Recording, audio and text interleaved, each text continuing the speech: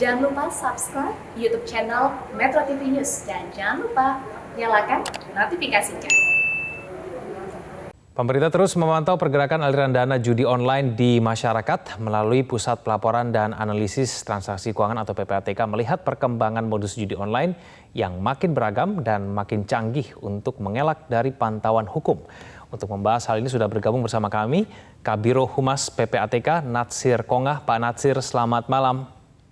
Selamat malam, Mas Evan. Ya, dengan Kevin Egan, Pak Natsir. Pak Natsir, ini bagaimana kemudian proses hingga akhirnya PPATK bisa mengungkap bahwa ada dugaan dana judi online ini memiliki omset triliunan rupiah hingga kemudian mengalir ke sejumlah negara, Pak Natsir? Iya, jadi memang kalau judi yang banyak bergerak di Indonesia itu menggunakan platformnya dari luar negeri ya. Dan dari banyaknya pelaku judi online itu ada yang besar ya size-nya, ada yang kecil, ada yang puluhan miliar, ada yang ratusan miliar omsetnya. Nah jadi kami selalu bekerja sama dengan penyidik ya. Dan informasi awal juga kami banyak dapatkan dari masyarakat terkait judi online ini sehingga sampai sejauh ini sudah ada 25 kasus ya sejak tahun 2019 sampai dengan 2022 kasus judi yang disampaikan kepada penyidik. Dan kita lihat juga perkembangan di pengadilan sampai sejauh ini kasus judi dan tindak pidana pencucian uang itu sudah ada 6 kasus diputuskan ya. Ada di pengadilan Jambi, Padang, Jakarta Barat, Jogja, Pekanbaru. Nah, jadi artinya semangat yang dilakukan oleh Bapak Kapolri ini perlu kita apresiasi dan dukung penuh ya, agar judi online ini bisa diberantas lah.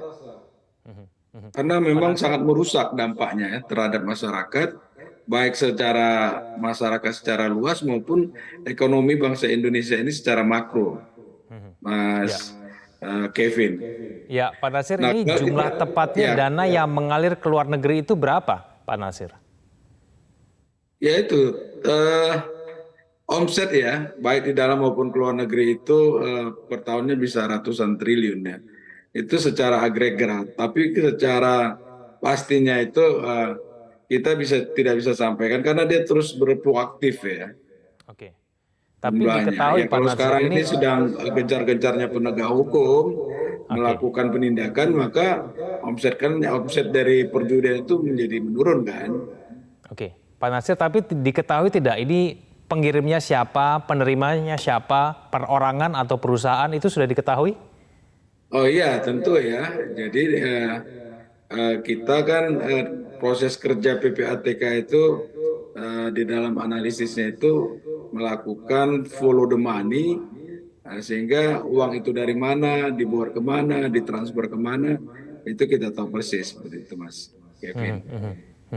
Sampai sejauh mana PPATK bisa melakukan pelacakan terhadap aliran dana ini, Pak Natsir? Ya kemana aja ya, sepanjang uang itu menggunakan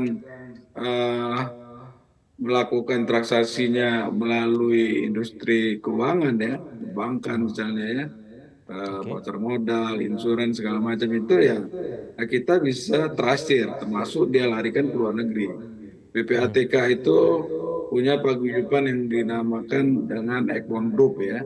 Jadi PPATK sedunia itu buat satu komunitas namanya Egmont Group. Jadi ketika misalnya uang tadi dialihkan ke Filipina, kita bisa bekerja sama dengan PPATK-nya di Filipina.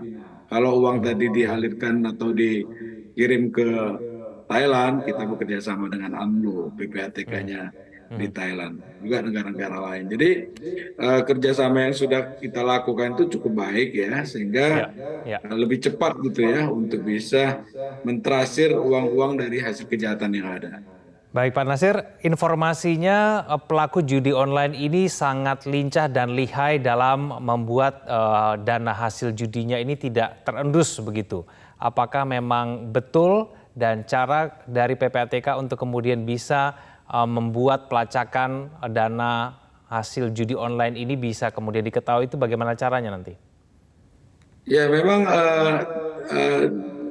pendekatan yang dilakukan oleh judi online ini agak sedikit rumit ya, karena memang mereka itu suka berganti-ganti rekening ya.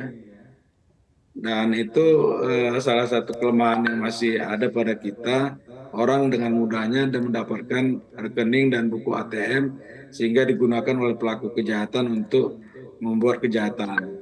Misalnya mereka menggunakan rekening-rekening orang yang ada di desa-desa atau juga lewat love scam gitu ya, pacaran, kemudian pacarnya disuruh buka rekening, bukunya dan ATM-nya diambil lalu kemudian dibuat untuk transaksi judi online ataupun narkoba. Jadi masih banyak masih dengan mudah ya buku-buku Ya, rekening itu baik. digunakan dipakai untuk sarana kejahatan seperti itu. Baik, kita tunggu nanti hasil pelacakan seterusnya yang dilakukan oleh PPATK. Terima kasih Pak Nasir Konga telah bergabung sama kami di Prime Time News. Selamat malam, Pak Nasir. Selamat malam Mas Kevin.